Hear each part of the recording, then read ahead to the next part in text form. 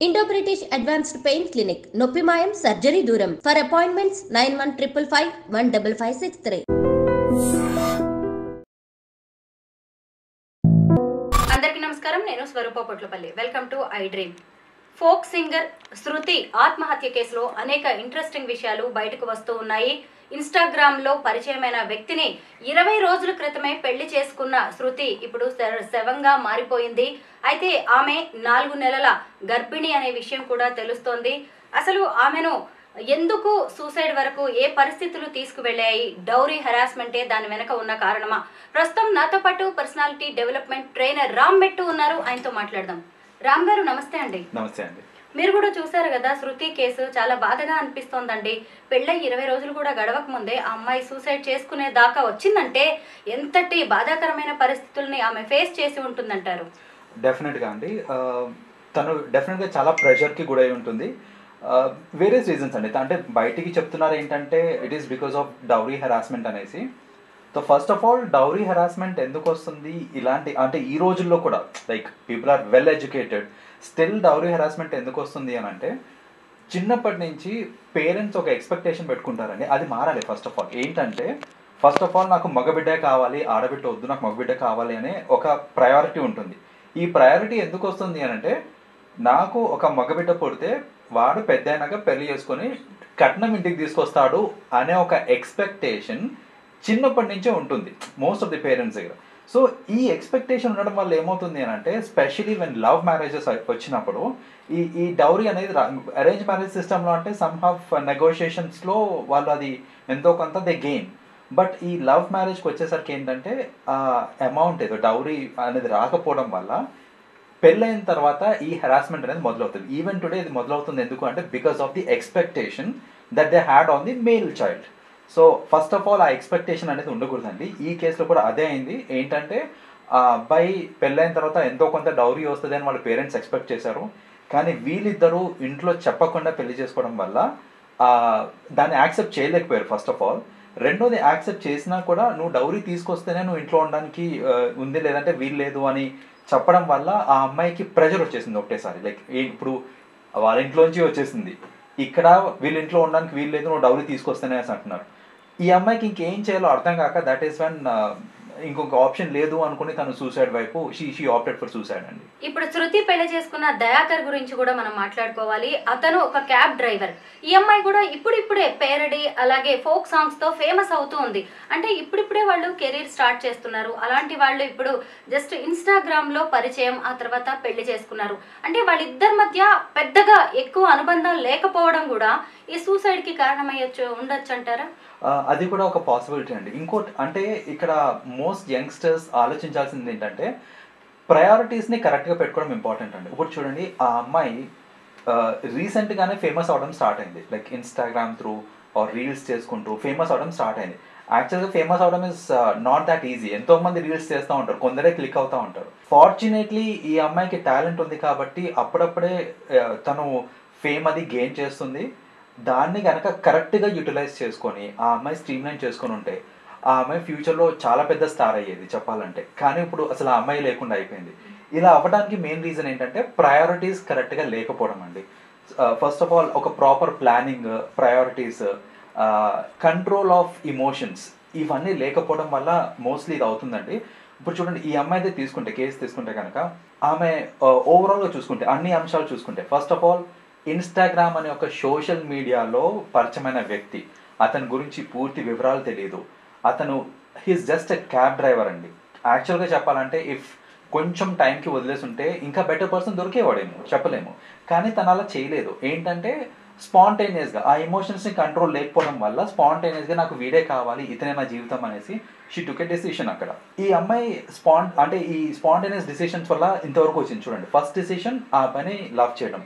రెండో డిసిషన్ ఏంటంటే ఇంట్లోని కన్విన్స్ చేసుకొని కొంచెం టైం పట్టినా పర్లేదు, నిదానంగా బోత్ సైడ్స్ కన్విన్స్ చేసుకొని అందరి మధ్య పెళ్లి చేసుకుంటే అది ఒక రెస్పెక్ట్ఫుల్గా ఉండేది, సపోర్ట్ కూడా ఉండేది ఆ అమ్మాయికి.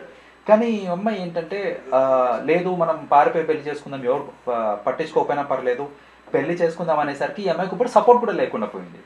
ఇప్పుడు హరాస్మెంట్ అవుతుంది అంటే నేను ఎవరికోరు చెప్పుకోవాలి, చెప్పుకునే నలుగురు నాతో లేరు ఇప్పుడు. ఎందుకనంటే నేను పారిపోయి పెళ్లి చేస్తున్నాను. సో ఇది ఇంకొక సెకండ్ థింగ్ తను చేసిన మిస్టేక్.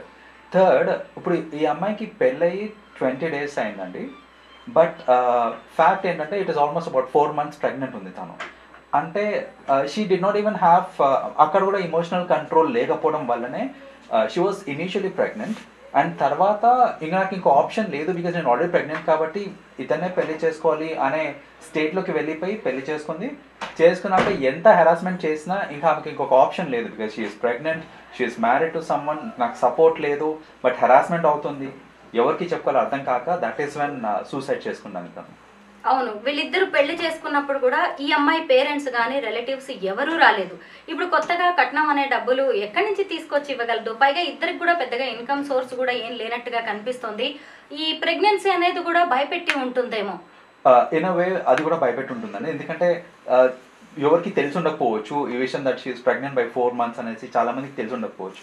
ఇప్పుడు తనకి ఆ ప్రెషర్ కూడా యాడ్ అయి ఉంటుంది. ఏంటంటే ఇప్పుడు చూడండి, నువ్వు నన్ను ప్రెషరైజ్ చేస్తున్నావు, నాకు నువ్వు వద్దు, నేను ఇంకో దగ్గరికి వెళ్ళిపోతాను అనే ఆప్షన్ కూడా లేదు ఇప్పుడు ఈ అమ్మాయికి, ఎందుకంటే she is already pregnant. So తను ఏంటంటే మెంటలీ ఫిక్స్ అయిపోయి ఉంటుంది, నాకు ఏదైనా బతుకన్నా సావన్నా ఇక్కడే ఇదే ఇంట్లో అనేసి ఆర్ ఇదే ఫ్యామిలీ నీతోటే అని తను మెంటలీ ఫిక్స్ అయిపోయింది. బట్ అటునుంచే టార్చర్ వచ్చి అటునుంచే సపోర్ట్ రాక ఈ అమ్మాయి ఏంటంటే నాకు నువ్వే సపోర్ట్, నువ్వే దిక్కు అని చెప్పి ఇంట్లో వాళ్ళందరినీ కాదనుకుంటూ వచ్చిన తర్వాత తను తీసుకున్న డిసిషన్ తప్పని అది later she realized it of course. కానీ ఇప్పుడు సపోర్ట్ అనేది లేదు తనకి, because she has already committed it. So నేను ప్రెగ్నెంట్ని, నేను ఎవరికి చెప్పుకోలేను, ఇంకెటు వెళ్ళలేను, వీడిని వదలలేను. సో ఇలాంటి కేసులో ఇంకొక ఆప్షన్ అనేది కనపడక దట్ ఈస్ వెన్ ఈ సూసైడ్ దాన్ని చేసుకుందండి. ఇక్కడ అంటే జస్ట్ నాట్ ఈ కేస్ అండి, అదర్వైజ్ కూడా అసలు సూసైడ్స్కి ఎందుకు లీడ్ అవుతుంది ఇదంతా అని అంటే మన సిస్టంలో, మన ఓవరాల్ కమ్యూనిటీలో చూసుకుంటే కానీ సొసైటీలో కానీ చూసుకుంటే మనము పిల్లలకి అన్నీ నేర్పిస్తున్నాం. ఎలా అంటే మంచి చదివిస్తున్నాము, ఎలా చదువుకోవాలి, ఏం చేయాలి, ఫ్యూచర్ ఏంటి, మనీ ఎట్లా చేయాలి, అవన్నీ ఆలోచిస్తున్నారు. కానీ అసలు ప్రెషర్స్ని ఎట్లా హ్యాండిల్ చేయాలి, ఎమోషనల్ కంట్రోల్ ఎలా తీసుకోవాలి, దానికి సంబంధించి అసలు మనం పిల్లలకి చెప్తామా అంటే దాని గురించి అసలు టాపిక్స్ కూడా రావు.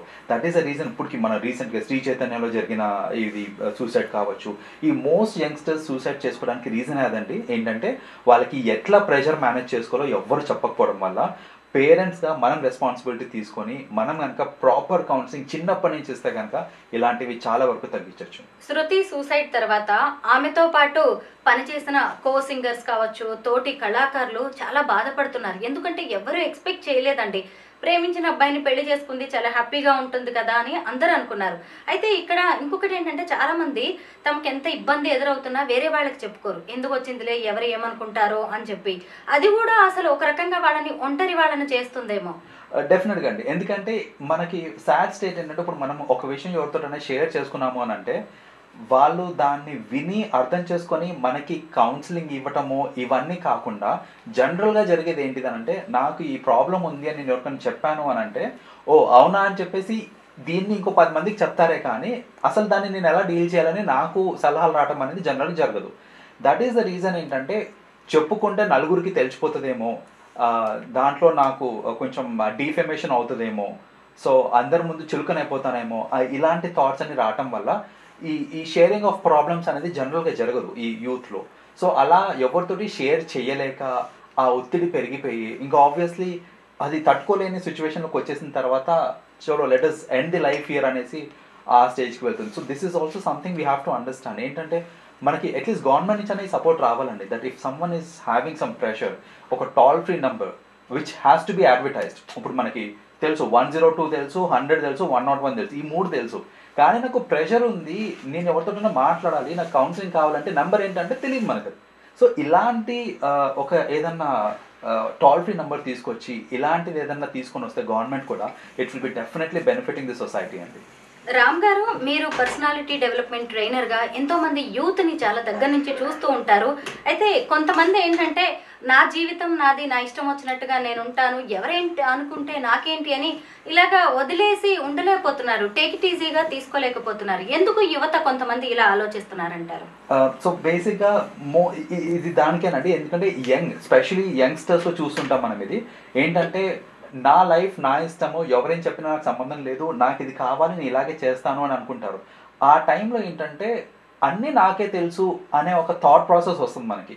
సో పక్కన వాళ్ళు చెప్పేవి పెద్దగా పట్టించుకోం. స్పెషల్లీ పెద్దలు చెప్పేటప్పుడు ఏంటంటే ఆ జనరేషనల్ గ్యాప్ ఏదైతే ఉంటుందో, because of the generational gap, నువ్వేంటే నాకు చెప్పేది, లేకపోతే నువ్వు చెప్పేది నీకు తెలియదులే, నువ్వు అర్థం చేసుకోలేవు నా సిచ్యువేషన్, ఇవే మోస్ట్లీ నేను చూస్తుంటాను యంగ్స్టర్స్లో. వాళ్ళు ఏంటంటే వాళ్ళ పేరెంట్స్ వచ్చి కంప్లైంట్ చేస్తుంటారండి.